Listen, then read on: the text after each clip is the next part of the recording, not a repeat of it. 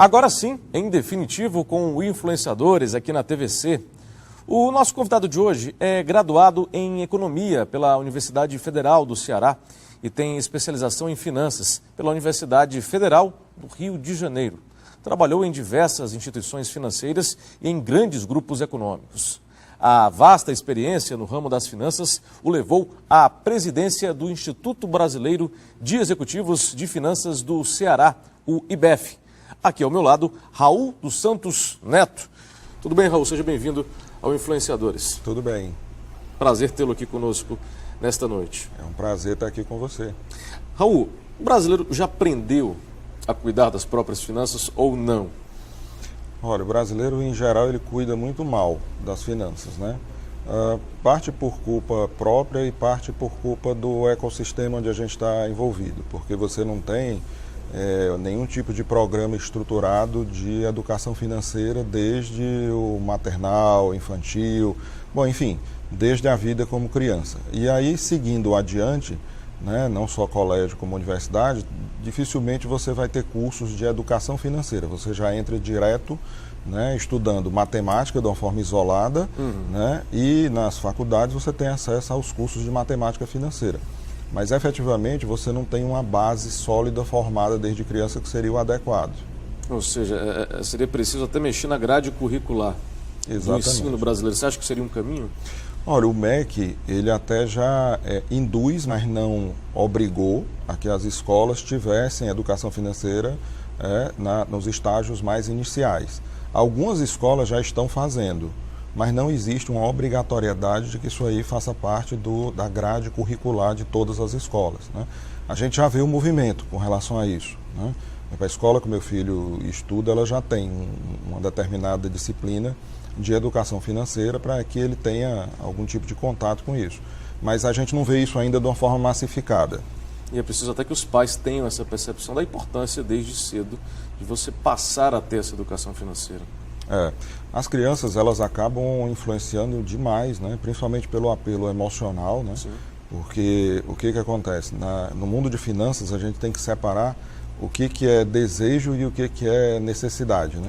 Com certeza. E as crianças atuam fortemente na cabeça dos pais em cima dos desejos. É um presente, é um videogame, é uma viagem. Assim, a criança ela já está muito inserida dentro desse contexto do consumo, até porque ela é bombardeada pela televisão e pelas mídias sociais, pelos coleguinhas, por uma série de pessoas. Diariamente, né? Diariamente, na intenção de que se consuma. Então, os pais meio que têm que controlar.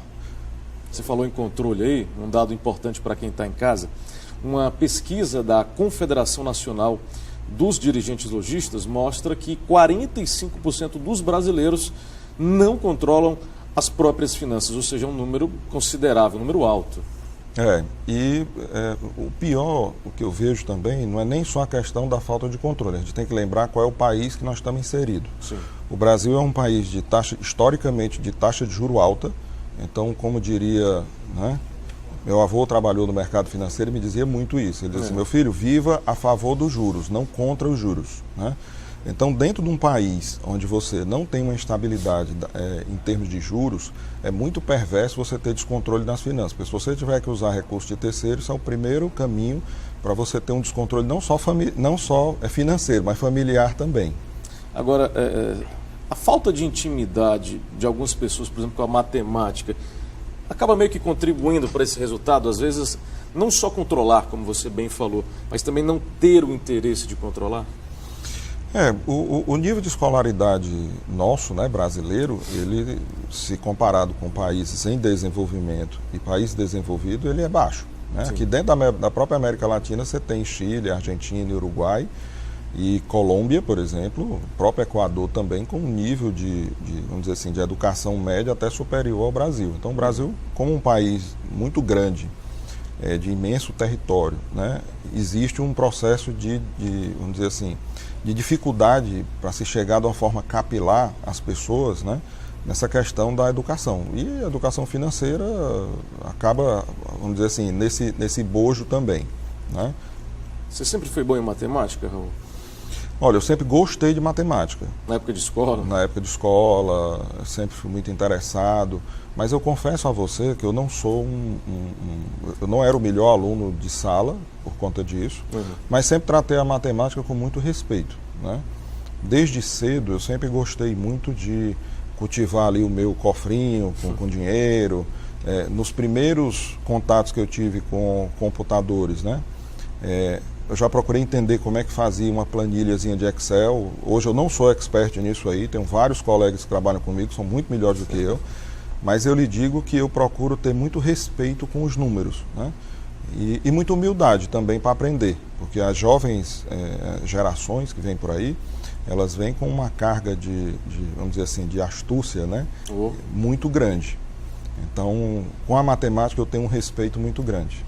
Foi a matemática que acabou te levando a escolher o curso de economia na hora de prestar o vestibular ou não? O que te levou a fazer economia? Não, tem até uma história interessante, né? Acho que a gente é muito influenciado às vezes pela família, né? Claro que cada um tem a sua forma de pensar, sim, mas na época a família me influenciou a fazer o primeiro vestibular, por incrível que pareça, para medicina.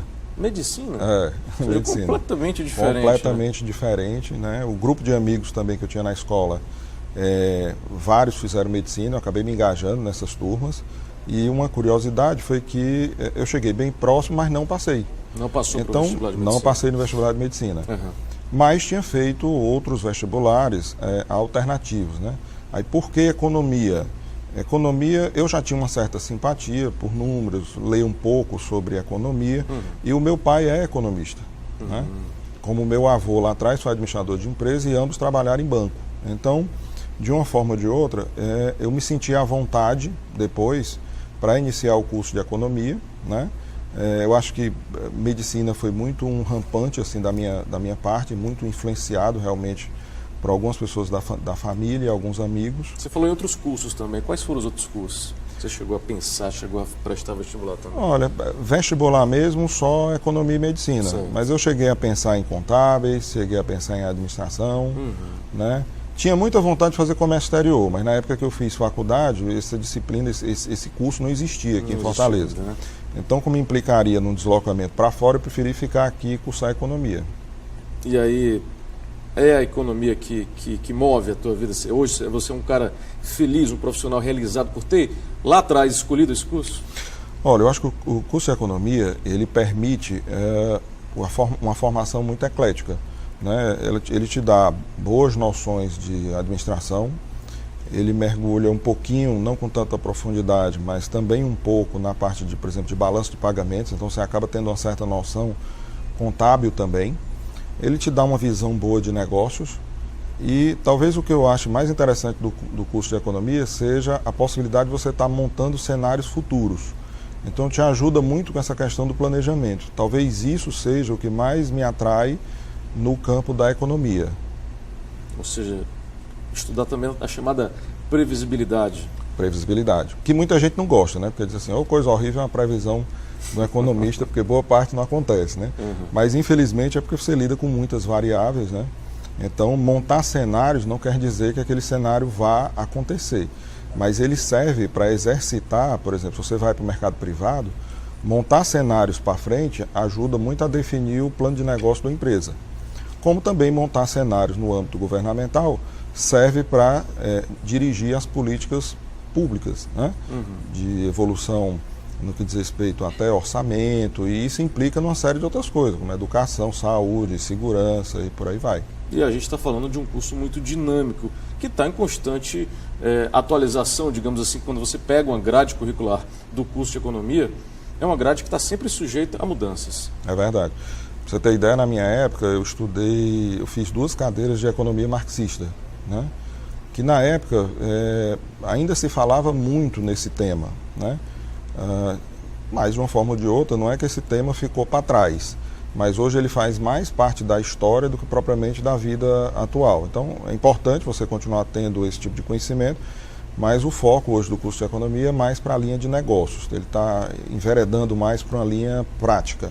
Ou seja, envereda-se para uma linha prática, mas sem deixar de lado a teoria, e daí a importância de você unir as duas coisas. É verdade. Hoje é muito importante quando, às vezes eu vou em alguma universidade fazer alguma palestra, alguma coisa, a gente vê muito, nos estudantes abordam muito dizendo assim, o que eu faço para ser bem sucedido, né? Eu acho que um dos grandes segredos para você ser bem sucedido, principalmente quando você está ali na vida estudantil, é primeiro procurar bons estágios, né? Para você tentar entender qual é a área de atuação que você quer efetivamente fazer. Por exemplo, dentro da economia mesmo, você tem o setor público e privado. Sim. E dentro do setor público e privado, você tem aí uma ramificação enorme. Infinidade. Uma infinidade. Então, eu noto hoje o jovem um pouco ansioso, um pouco perdido, né? Porque hoje você tem muita informação, hoje existe uma pressão muito grande, né? Você fica vendo, por exemplo, aqueles jovens lá do Vale do Silício, você pega gente com 20, 22 anos, 23, que se tornam bilionários da noite para o dia. Então, os nossos jovens aqui, né, eles já nascem com essa pressão, dizendo assim, poxa, eu estou com 20, 21 anos, estou na faculdade, estou apenas estagiando, e aí quando é que eu vou dar certo na vida? Eles costumam pensar dessa forma. Uhum. É uma outra visão, né? É uma outra visão, é verdade, é uma outra dinâmica, né? É verdade. Agora, você falava em procurar, minutos atrás, o curso de comércio exterior, que não era ofertado no estado do Ceará naquela época, mas aí depois de formado, né, em economia pela Universidade Federal do Ceará, você resolve sair do estado para se especializar. Se especializar em quê e aonde? Em que lugar do país? Bom, eu fiz uma especialização que na verdade ela foi meio que dupla, né? Parte do curso aqui e parte do curso, alguns módulos no Rio de Janeiro, né? Uhum. A Universidade Federal do Rio de Janeiro existe a COPEAD, que é exatamente o centro de negócios dele, onde concentram lá os cursos de administração, economia, contábeis. E aí houve aqui em Fortaleza uma primeira pós-graduação oferecida, ainda no antigo prédio da Bolsa de Valores Regional aqui, que na época era comandada aí pelo professor Padilha, né? E o próprio professor Padilha foi que organizou isso aí, trouxe esse curso para cá. Então, boa parte dos módulos eram aqui e uma parte no Rio de Janeiro. Então, foi um caminho assim meio misto, né? Mas todos os professores vindo de fora e tal. Foi um processo precursor. Hoje em dia, você tem muito esse tipo de curso aqui, né? Você tem IBMEC, FGV, vários desses aí hoje fazem essa modelagem. Mas naquela época, lá atrás, você não tinha esse tipo de coisa. Ou você se mudava de vez para lá, ou você tentava fazer um equilíbrio aí. Como eu já estava no mercado de trabalho, já trabalhava, para mim era muito, e no mercado privado, para mim era muito complicado deixar totalmente o trabalho para me dedicar aos estudos, né? E aonde você começou a escrever a tua trajetória profissional? Em que área especificamente? Bom, vamos lá. Eu comecei, na verdade, a minha primeira vamos dividir assim, a minha primeira forma de ganhar dinheiro foi como professor. Né? Eu montei uma salinha de estudos para dar aula particular em matemática, química, física e inglês, né? Nos fundos da casa da minha avó, né? Na época eu tinha 17, 18 anos, né? E aí, mais por uma linha assim de realmente gostar, né? Eu sempre gostei desse negócio de interagir. Nunca fui uma pessoa tímida demais, nem de menos, né? Mas sempre tive uma afeição muito grande aí pela essa interação com as pessoas no que diz respeito ao ensino. Então, essa foi uma época primeira de aprendizado. Depois eu fui estagiar na Caixa Econômica Federal, né? Foi o primeiro estágio. Depois fui para... A primeira vez que eu fui efetivamente um profissional contratado de banco foi num banco local aqui, né? Que foi a minha primeira experiência no Grupo Dias Branco. O Grupo Dias Branco tinha um banco chamado Banco Equatorial, né? E esse banco, na década de 90, ele existiu, a sede do banco era aqui, em Fortaleza, então foi a primeira oportunidade que eu tive para ser efetivamente contratado como um profissional de mercado financeiro. Ou seja, e depois de banco você passa a atuar dentro desses grupos econômicos, um deles você citou agora há pouco. Passa a ser uma outra experiência, uma experiência de estar, digamos assim, do outro lado do balcão. Assim, falando um pouco de banco ainda, uma das grandes referências que eu tenho na minha vida e de formação profissional foi o meu período de Banco de Boston, né? Sim. O Banco de Boston era um banco extremamente exigente em termos de conhecimento e de desempenho, mas ao mesmo tempo era um banco que te proporcionava uma estrutura muito boa para crescimento, né? Passado aí pelo Banco de Boston, ali próximo mais ou menos a 2006, 2007, eu comecei a enxergar que para ficar nesse mercado financeiro, eu mudava de vez para São Paulo, porque eu sempre trabalhei em bancos de negócio. Coração financeiro do Brasil. Coração financeiro do Brasil, ou então eu me especializava em alguma coisa que fosse muito importante aqui, né? E aí eu comecei a visitar alguns negócios em São Paulo num perfil de family office, né? Que são escritórios de negócios que cuidam de excesso de caixa de famílias, né? Que têm aplicações financeiras em mercado e costumam trazer para dentro desse escritório para ter mais comando, né, sobre o rumo e a estratégia de investimentos. Então, dito isso, eu comecei a ficar mais atento a esse tipo de mercado. Quando foi ali comecinho de 2008, eu tive um convite para ingressar no grupo BSPA. O convite veio através do Cláudio Vale e do Beto Studart, né? O Cláudio Vale, genro do Beto Studart. Na época eles tinham uma factoring, mas estavam querendo transformar num fundo de crédito e criar uma estrutura de family office em cima disso. Então, para mim, aquilo ali foi muito motivador, foi desafiador, porque eu não conhecia muito bem esse mercado. Meu mercado era um mercado de banco, né, que é um pouco diferente, certo? Mas topei o desafio e hoje reputo como uma das decisões mais importantes da minha carreira profissional, porque abriu aí um leque de oportunidades de conhecimento, de crescimento e de uma série de outras coisas. Raul dos Santos Neto, presidente do IBEF, está com a gente hoje aqui no Influenciadores. Não sai daí, a gente volta já.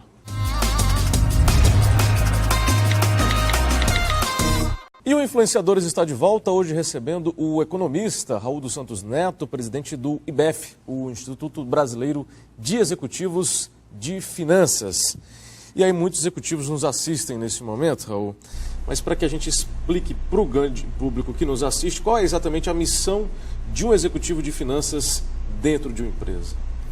Bom, hoje você tem um campo aí extremamente eclético, né? O executivo de finanças ele não pode mais ficar sentado numa cadeira, como ele ficava antigamente. Acabou esse tempo, né? Acabou esse tempo. Ele tem que estar andando dentro da fábrica, ele tem que entender de produção, ele tem que entender de compras, ele tem que entender, enfim, da cadeia geral de negócio da empresa, porque o mundo hoje é muito dinâmico. Então, além disso, tem a parte dos idiomas, né? Hoje em dia a gente tem um problema muito sério. A própria CSP aqui, a Companhia Siderúrgica do PECEM, quando veio se instalar, tem um problema muito sério de mão de obra. Porque você tem muita gente com conhecimento, por exemplo, razoável do inglês, mas não fala efetivamente o inglês. Não é fluente. Não é fluente. Então, eu diria que o desafio para o executivo de finanças é ser uma pessoa cada vez mais eclética, conhecer efetivamente vários segmentos, tem que dominar efetivamente o idioma, não tem jeito, e tem que ser uma pessoa que saiba interagir, né? O relacionamento interpessoal é muito importante, porque antigamente o executivo de finanças eles ficavam muito dentro de uma sala com uma equipe dele ali, próxima, né? E ele acabava se relacionando apenas com o acionista da empresa, ou o dono, alguma coisa desse tipo. Hoje não, hoje ele tem que interagir com as outras áreas de uma forma muito mais intensa, acaba recebendo muita gente, o assédio de banco, de fornecedor, de uma série de pessoas. Então, você tem que ser um cara de bom relacionamento, boa formação, ter uma boa capacidade de se comunicar em outros idiomas e saber que existe mobilidade. Você tem que ter mobilidade dentro do seu próprio negócio. Ou seja, entender todos os processos daquele negócio. Exatamente. Não dá para ficar entendendo só de finanças, né? De números, né? Não dá para ficar entendendo só de números. Agora, Raul, executivos de finanças como você fazem parte de um instituto que é o IBEF. Mas explica para quem está em casa o que é o IBEF, como é que ele nasce, a proposta do IBEF. Pronto, primeiro o IBEF é um instituto que não tem fins lucrativos, né? O IBEF nasceu no Brasil há praticamente 40 anos, aqui no estado há 32 anos atrás, né? Foi trazido para cá por um economista, que é o Sérgio Mello, né?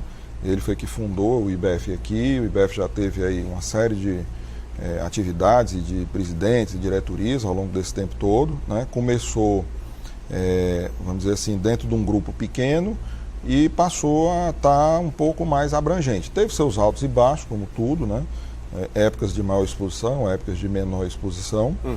Mas o IBEF ele é um ambiente onde você pode fazer o seu network de uma forma qualitativa, né? Porque você lá dentro do IBEF você vai ter vários diretores financeiros, gerentes financeiros, controllers e empresários. Basicamente esse é o nosso público. Eu sempre digo que a ideia não é ter muito associado, a ideia é ter uma boa qualidade de associados, né? Esses dias, comparando até com a OAB, que a OAB tem um universo enorme, né, de associados. Então, assim, nós não somos uma OAB, pelo contrário, também não é um clube exclusivo, né? A gente não fica excluindo, nem deixando vedada a participação das pessoas, mas a gente tem um certo critério, né? Geralmente a pessoa preenche uma fichazinha, explicando da sua origem, formação, de onde é que veio e tudo. E dentro de casa a gente faz ali um pequeno comitê de aprovação. Dentro do IBEF a gente promove seminários, palestras, cursos, visitas técnicas às empresas. Está muito presente na mídia, né? Uma coisa que eu digo muito, toda abertura de evento nosso, eu sempre falo o seguinte, gente, está na hora das pessoas de bem, com bom propósito, com boa formação, se expor mais. Sim. Porque se a gente não se expor e não ocupar o espaço dentro da sociedade, vem outro menos qualificado e com menos boas intenções e acaba ocupando. Então, o IBEF é uma forma de você, em vez de estar lutando sozinho, ou falando sozinho, ou defendendo a bandeira sozinho, você está dentro de um grupo, né, organizado, né, que conversa com o setor público, conversa com o setor privado. Né. Recentemente, por exemplo, nós chamamos o chefe de gabinete do governador, o Elcio Batista, para um café da manhã, para ele explicar para a gente como é que funciona o governo, como é que estão aí as intenções para frente, mas sempre de uma linha muito apartidária. O IBEF não se envolve em questões políticas, né? A gente gosta de ouvir todos os lados. Já trouxemos, por exemplo, esse ano o Mansueto Almeida, que é um cearense brilhante, está lá no Ministério da Fazenda, né?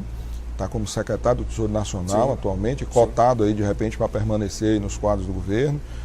Já trouxemos o superintendente do CAD, que é o Alexandre Cordeiro, para falar, e uma surpresa que o CAD, né, a nossa empresa antitrust brasileira, é uma das empresas referência no mundo. Extremamente, né? Respeitada. Extremamente respeitada, com um quadro técnico maravilhoso. Né? Enfim, já levamos os nossos associados para conhecer a planta industrial da Esmaltec, aí foi uma gentileza muito grande lá do Grupo Edson Queiroz de nos ceder esse espaço. Né? Já tivemos na CSP, já fizemos viagens técnicas e temos uma rotina de reuniões de diretoria. Né? Essas reuniões de diretoria, elas ocorrem a cada 2 meses e a gente instituiu que ela fosse itinerante. Né? O IBEF funciona fisicamente aqui no antigo prédio da Bolsa de Valores, a gente aluga lá 2 salas, tem 2 pessoas fixas lá dentro, duas funcionárias, o resto do corpo é itinerante. Então, nós fizemos reuniões de diretoria já dentro do Grupo Edson Queiroz, já dentro da BSPA, né, dentro de uma série de outras empresas, até para motivar, né, e eu sempre procuro fazer da seguinte forma, eu deixo o início da reunião para que o anfitrião fale um pouquinho da sua casa, do seu negócio. E depois a gente segue a nossa pauta, que é exatamente planejando para frente, vendo que tipo de ações a gente deve tomar, né?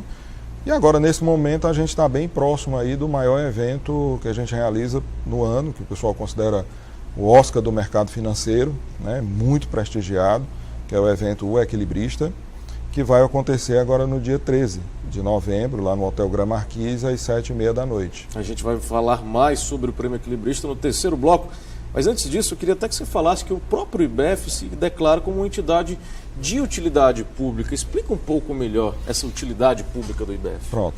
A utilidade pública do IBEF quer dizer o seguinte, a gente quer servir a sociedade. Né?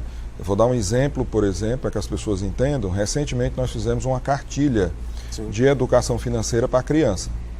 Então, assim, a gente não combinou isso com ninguém, a gente não conversou com o governo, não conversou com ninguém. Nós conversamos internamente e surgiu essa ideia de desenhar essa cartilha para quê? Para ver se a gente propaga mais essa cultura de educação financeira para a criança.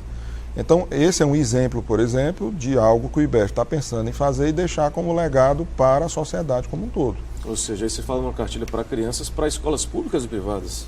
Exatamente. A gente fez o pré-lançamento dessa cartilha recentemente e nesse momento agora nós estamos fazendo, não pode ser aquela coisa de casa de ferreiro espeto de pau, mas assim, nós estamos fazendo o planejamento financeiro, porque custa dinheiro você emitir essa cartilha em maior quantidade.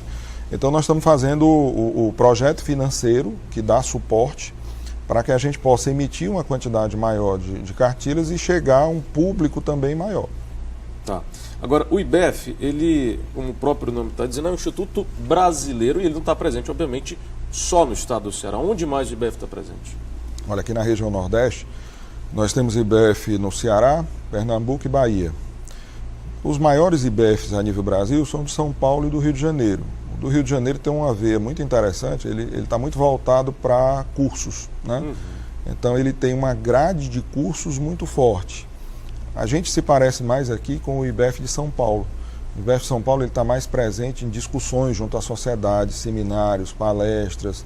Não que a gente copie, mas eu lhe diria que o nosso aqui tem uma semelhança maior com o de São Paulo.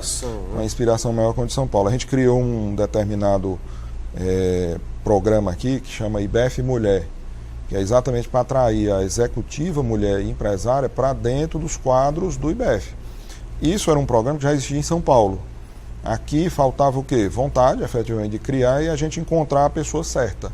Então, a gente trouxe para dentro de casa a Renata Paula Santiago, que é economista e é diretora da BSPA, e ela assumiu esse papel com um excelente desempenho. Então, hoje a gente tem aí, dentro dos quadros do IBEF, até pouco tempo atrás eram 10% de mulheres, hoje você já tem mais de 30%. Então, é fruto de um trabalho muito, muito bem feito. Ou seja, claramente percebe-se que tem aumentado o número de executivas de finanças no Estado. Sim, a gente já vinha percebendo que eu acabo andando em várias outras empresas e diz, poxa, não pode o IBEF ter tanto do executivo homem e não ter as mulheres, se a gente vai nas empresas e vê tanta mulher assumindo cargos importantes. Então, para não transformar o IBEF num clube do bolinha, ficar só lá, né, a gente trouxe um pouco até para o Instituto ter mais representatividade, né? Então hoje a gente se sente muito à vontade para dizer que a nossa diretoria, nós contamos aí com 4 mulheres já dentro da diretoria e no quadro geral de associados a gente passou de 30% de mulheres associadas ao IBEF. E crescendo, né? E crescendo. Agora, Raul, a gente tem falado do IBEF, mas quando você passa a fazer parte do Instituto? Bom, para você fazer parte do Instituto, tem a parte, vamos dizer assim, voluntária, que você toma conhecimento da atividade do Instituto e acaba procurando o Instituto para saber como é que você pode se afiliar e vem através de convites. No meu caso, veio através de um convite, né? Pouco mais aí faz 12 anos que eu estou dentro dos quadros do IBEF, né? Então o convite veio na época através de uma pessoa que era presidente do IBEF, que era o Delano Macedo, né? Delano foi presidente do IBEF lá atrás, hoje é meu primeiro vice-presidente, né? Ele sempre esteve muito engajado nessa questão do IBEF.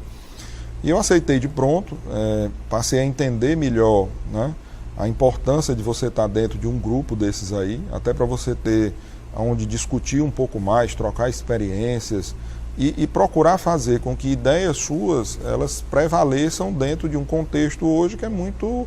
É difícil você ter espaço junto à mídia, junto a governo, junto a grandes empresas. Então o IBEF ele te permite isso. Foi a primeira coisa que eu enxerguei, foi o network e a possibilidade de atuar como influenciador, né? Usando estamos aqui no Influenciadores. Exatamente, atuar como influenciador para que ideias que a gente guarda dentro da gente, elas cheguem de uma forma organizada para o grande público, né? Ou seja, fica muito mais fácil para quem atua na área já está inserido nesse ambiente. Exatamente. Por exemplo, se tem um tema polêmico, até pouco tempo atrás, falava muito aí, aliás, ainda se fala, né? Dívida pública. Sim. Gente, vamos trazer o Mansueto Almeida e vamos colocar o Mansueto Almeida para explicar para as pessoas o que é essa dívida pública.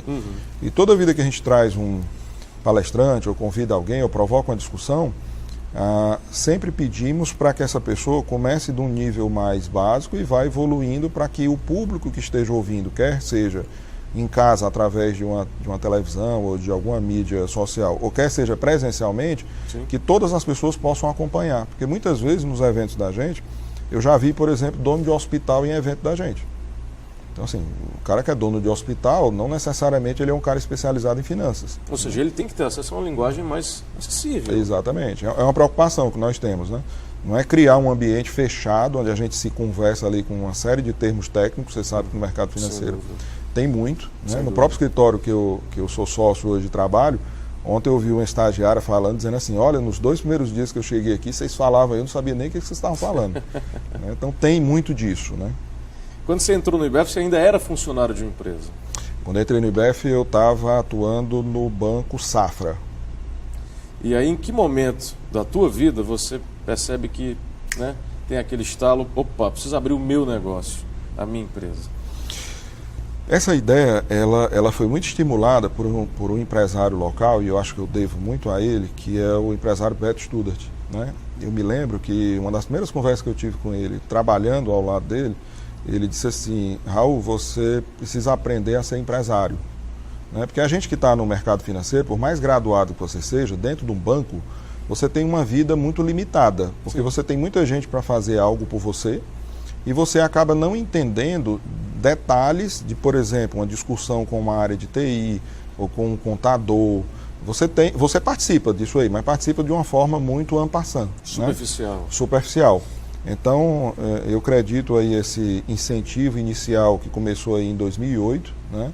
Quando eu deixei a BSPA em 2013, eu deixei com o intuito de montar já um negócio para mim, né? Para prestar serviço para empresários locais que tivessem interesse em organizar de uma forma melhor as suas finanças dentro de um ambiente bem profissional, né? Criando fundos de investimento e uma série de outras coisas. Mas no meio do caminho veio um convite aí do Geraldo Luciano e do seu Ivens para atuar por mais 4 anos no grupo M. Dias Branco, que para mim é um grupo que sempre me chamou muita atenção. Eu trabalhei no grupo na década de 90, no banco, né?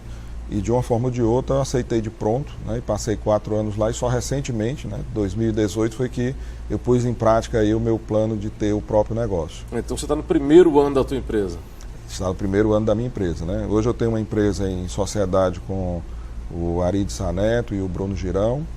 Eles são 2 empresários jovens que pensam de uma forma semelhante, né? A gente tem muito propósito em comum, né? Eu também tenho alguns negócios com o Delano Macedo, que também faz parte do IBF, atua também no mercado financeiro. Sim. Mas me dedico hoje mais a uma empresa chamada SGS Investimentos. É uma empresa que promove governança corporativa para pessoas físicas, né? Só para você entender, assim, o empresário, muitas vezes, ele mistura os negócios de pessoa física dele com a empresa.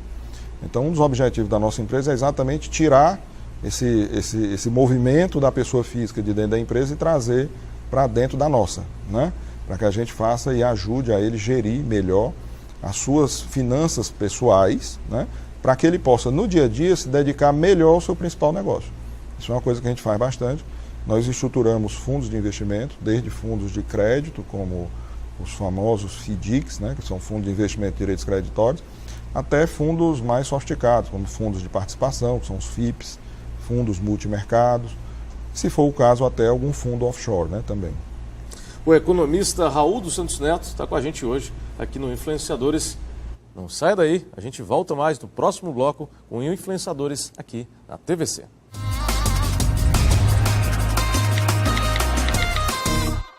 E o Influenciadores está de volta, conversando hoje com Raul dos Santos Neto, presidente do IBF Ceará, o Instituto Brasileiro de Executivos de Finanças.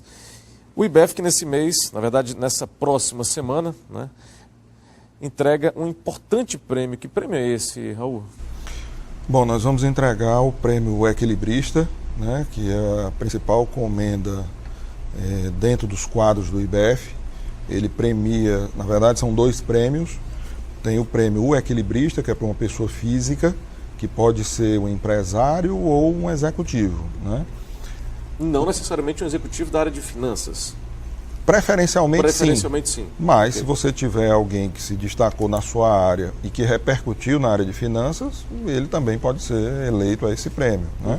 Então a gente tem o executivo ou o empresário para receber a estatueta do Equilibrista, né, que realmente é um troféu muito bonito, que a gente percebe que os empresários que já foram agraciados guardam isso, né? Quando eu visito às vezes as pessoas, uma das primeiras coisas que eu vejo é o troféu ao lado da mesa ou no pano de fundo. Então a gente percebe que o pessoal tem um carinho muito grande por ele.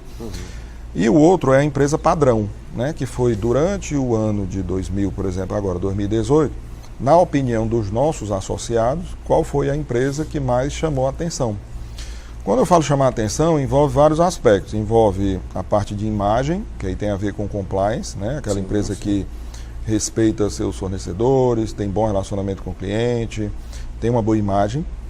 Vem a parte de responsabilidade financeira, que é aquela empresa que trata bem o mercado financeiro. Sim. Tratar bem não quer dizer que é bonzinho, mas quer dizer que age de uma forma justa, né? A questão relacionada à gestão também, né? Então, dentro desses três aí, você gera uma percepção de que aquela empresa efetivamente merece ser agraciada como empresa padrão. Esse ano, a empresa padrão eleita foi o Mercadinho São Luís, o que eu fiquei muito feliz, porque, de uma forma ou de outra, o Mercadinho São Luís ele passou por altos e baixos lá atrás, né? Sim, sim. Ainda na mão do seu João Melo, eles tiveram um problema financeiro, né? Chegaram a vender aí lojas para o Pão de Açúcar. Sim, sim. E depois, já capitaneado aí pelo Severino Ramalho Neto, né? E pela família mais próxima a ele, vem aí num programa de expansão e se posicionou como uma empresa bem interessante em termos de mercado, né? Ou seja, o prêmio acaba servindo de incentivo para essas empresas. Serve de incentivo, exatamente.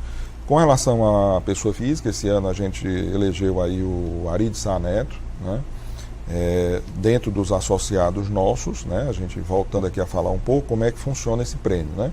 Acho que é importante deixar claro. Claro, sem dúvida. Nós temos hoje em torno de 230 associados. Só no estado do Ceará? Só no estado do Ceará, né? Esses associados, eles votam em pessoas físicas e pessoas jurídicas. E a gente separa, como eu falei, empresa padrão e o equilibrista. A única participação que a diretoria tem é fazer uma indução no primeiro momento, para não ficar muito disperso. A gente manda para os associados, por meio eletrônico, a sugestão de 3 nomes de empresas e 10 nomes de pessoas físicas. Mas é muito importante destacar que não necessariamente são aquelas pessoas que estão ali inicialmente que poderão ser eleitas. Sim. Existe uma liberdade para que um determinado grupo de associados pense que seja interessante uma determinada empresa que não está ali, naquelas 3 que foram sugeridas, né? A gente sugere meramente para que a votação ela comece com uma percepção já de alguns nomes, mas não necessariamente a gente atua de uma forma a influenciar. Eu mesmo, às vezes alguém me liga e diz assim, você vai votar em quem? Eu digo, olha, voto é secreto, né? Não, e ligar logo para o presidente, perguntar o voto do presidente é um tanto quanto difícil. Pois é, então assim, eu procuro ficar totalmente fora disso aí. Isento mesmo. Né? Isento. Quem conduz, inclusive, essa votação é o primeiro vice-presidente, que é o Delano. Inclusive, o Delano tem uma participação muito importante, porque dentro do IBEF a gente distribui tarefas. Você imagina que se eu for atender a tudo, eu não consigo me dedicar ao meu negócio principal, né? A minha atividade empresarial. Então, o Delano ele cuida da votação do Prêmio Equilibrista e cuida da organização do evento Equilibrista. Eu até brinco com ele dizendo que no dia eu vou lá como convidado, né?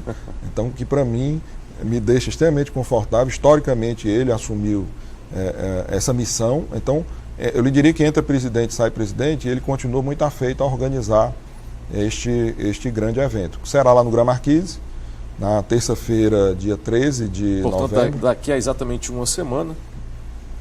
Mais ou menos um pouquinho mais, né? Isso. Agora, quem concorreu, quem está concorrendo ao prêmio nesse ano? Esse ano os finalistas foram a Joana Queiroz Gereissati, né, pelo grupo Gereissati, o Pedro Lima, que é o controlador lá do grupo Três Corações, e o Ari de Sá Neto. Esses foram os finalistas, né? Mas outros nomes foram lembrados também, como o Iven Júnior, né, do grupo Dias Branco. O seu Iven já ganhou esse prêmio lá atrás. Mas houve a lembrança do nome do Iven Júnior, houve a lembrança do nome do Bruno Girão, que é o controlador da Leite Betânia. Também foi lembrado o Luiz Teixeira, que é o controlador do Grupo Newland, e uma série de outras pessoas. Mas os 3 finalistas foram esses 3, a gente foi para uma segunda rodada de votação apenas com os 3, e o Ari foi o que ficou com a maior quantidade de votos, né? Agora, quem está em casa, nos assistindo nesse momento, deve estar curioso, curiosa, para saber o porquê desse nome equilibrista. Explica para quem está em casa.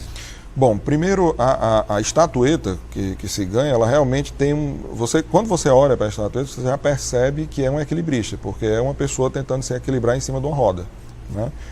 E a gente entende, pelo que a gente conversou até aqui no programa mesmo, no bloco anterior, que o profissional que lida com o mercado de finanças, ele efetivamente tem que ser um equilibrista mesmo. Literalmente. Literalmente, porque olha, nós estamos dentro do Brasil, um país que tem crises cíclicas, né?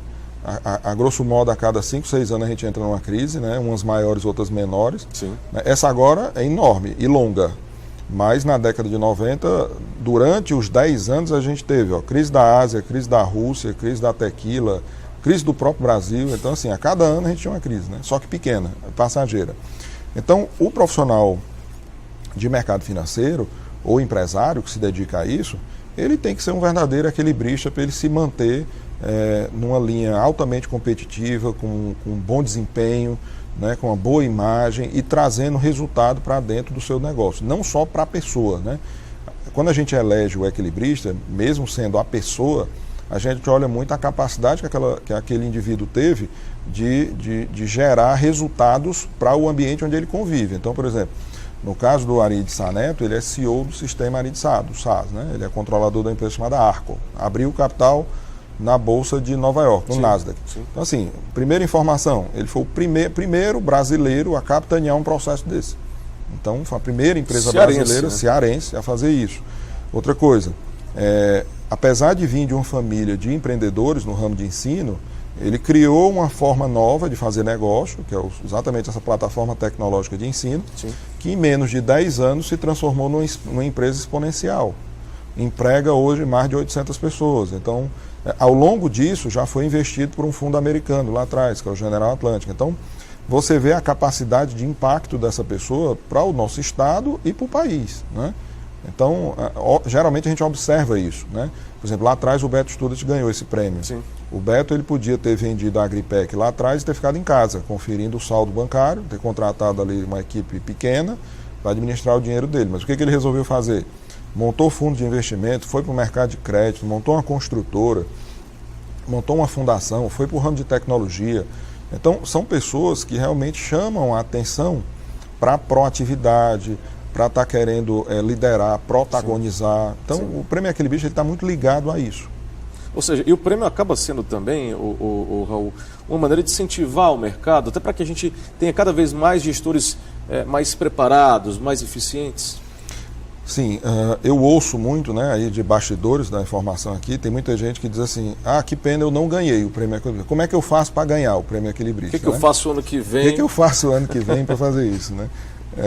Então, assim, isso gera uma satisfação muito grande para a gente, porque criou-se uma marca em cima disso. Sem dúvida. A imagem do IBF é muito boa, né? Onde a gente chega, nós somos extremamente respeitados, né? A gente precisa marcar uma reunião com um ente governamental ou privado, ou qualquer pessoa da sociedade, eu lhe diria que a gente chega bem, né? Desde, vamos dizer assim, a pessoa mais humilde até a mais, entre aspas, importante. Sim. A gente procura interagir muito bem. Então, os empresários locais e executivos já perceberam a importância desse prêmio, né?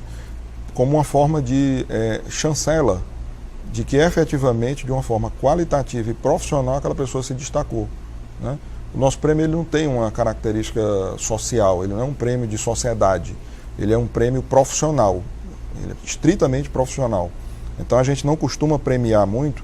Uma vez um empresário disse assim, eu apareço pouco na mídia, então por isso que eu talvez não tenha ganho o equilibrista. Eu digo, não tem nada a ver com isso, né? Não é porque você está presente no jornal ou na TV que você automaticamente vai estar eleito a ganhar um prêmio desses aí. Pelo contrário, nós temos que perceber que efetivamente você mereceu esse prêmio através das suas atitudes profissionais. Então é um prêmio, eu costumo dizer, é um prêmio extremamente profissional e democrático, porque é feito através de uma eleição, né? Durante o ano todo de atividade do IBF, a gente procura as empresas que a gente não conhece, a gente procura conhecer, nós procuramos nos aproximar das empresas, né? Muitas vezes, como eu lhe falei, a gente faz reuniões do IBF dentro da empresa, a gente chama o empresário executivo para falar para os nossos associados sobre um tema. Então, a gente procura fazer a nossa parte, conhecer melhor, né? Nunca achar que a gente conhece tudo, conhecer melhor o mercado e tentar fazer com que esse prêmio chegue na mão certa. E por falar em conhecer, por falar em mercado, como é que o IBF, na verdade, refaço a pergunta, como é que os executivos de finanças têm recebido a escolha do novo ministro da Fazenda, Raul? Olha, isso é um tema assim, sempre muito aberto a discussões, né? Como eu falei, o IBF não tem questões assim partidárias, né? A gente enxerga assim, a gente procura entender o perfil. Primeiro o perfil dele, o Paulo Guedes, eu tive 2 oportunidades já de ouvi-lo falar pessoalmente, né? Uma vez, rapidamente, conversei com ele. Ele é uma pessoa de linha liberal, né? Todo mundo sabe disso. Os economistas que militam no meio, empresários e tal, sabem que ele é um cara de linha liberal, que apoia o comércio aberto do país com outras nações, né? Que é favorável a privatizações. Eu lhe diria que, assim, é um formato interessante? É.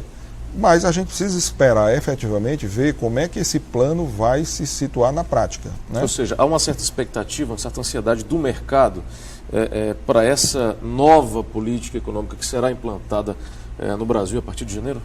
Existe sim. O mercado está dando um voto de confiança para eles. Tanto é que você vê a bolsa melhora, o dólar cai um pouco. Então isso aí é o mercado dizendo assim, olha, começou uma lua de mel. Agora nós vamos esperar as atitudes que vocês vão tomar para a gente efetivamente ratificar que nós entramos no rumo correto. Então, mercado privado, em geral, né, que está muito concentrado ali em São Paulo, as pessoas estão apoiando, né, o Paulo Guedes e apoiando aí inicialmente o governo que chegou. Volto a lhe dizer, a gente não tem nenhuma questão envolvida com questões políticas, sim, mas o PT ele teve uma oportunidade longa aí de governo, né, e a imagem que ficou para mercado é de que eles não tomaram atitudes corretas, principalmente nos últimos anos. Então está se dando uma oportunidade para uma pessoa nova, com ideias novas, para tentar acertar. Mas eu lhe diria que o brasileiro ele está entrando numa linha melhor, até para votar. Eu acho que muita gente diz assim, olha, eu não sou favorável ao candidato Bolsonaro, mas eu vou dar um crédito a ele. Se ele não fizer um bom trabalho, na próxima eleição, a gente tira ele. Então as pessoas têm que ter essa consciência, as pessoas têm que ter a consciência que a gente precisa dar oportunidade. Mas, ao mesmo tempo, a gente precisa fiscalizar e acompanhar. E se não for bom, através da principal arma que nós temos, que é o voto, né, tirar essas pessoas e dar oportunidade a outras. E a gente já está falando em 2019, que é o ano em que você vai encerrar o teu mandato à frente do IBEF Ceará. Qual legado você pretende deixar? Como é que você pretende entregar o IBEF para o teu sucessor, Raul? Olha, o IBEF hoje é um instituto que tem as suas contas organizadas, né, que é muito importante, porque toda vida que você recebe uma missão dessa, a primeira coisa que você tem que ver, né, apesar de não ter fins lucrativos, mas você não faz nada sem haveres monetários e bons relacionamentos, né? Eu tive muito apoio, não só da diretoria em si, que está aí, mas também de alguns empresários, né? Posso agradecer aqui abertamente ao próprio empresário Beto Studart, ao grupo Dias Branco na pessoa do Geraldo Luciano, que foram duas pessoas que eu convivi muito e que me ajudaram muito, porque o IBEF vive de doações e de valores que recebe dos seus associados. Então, esses grupos, por exemplo, foram empresas muito presentes durante a minha gestão, né?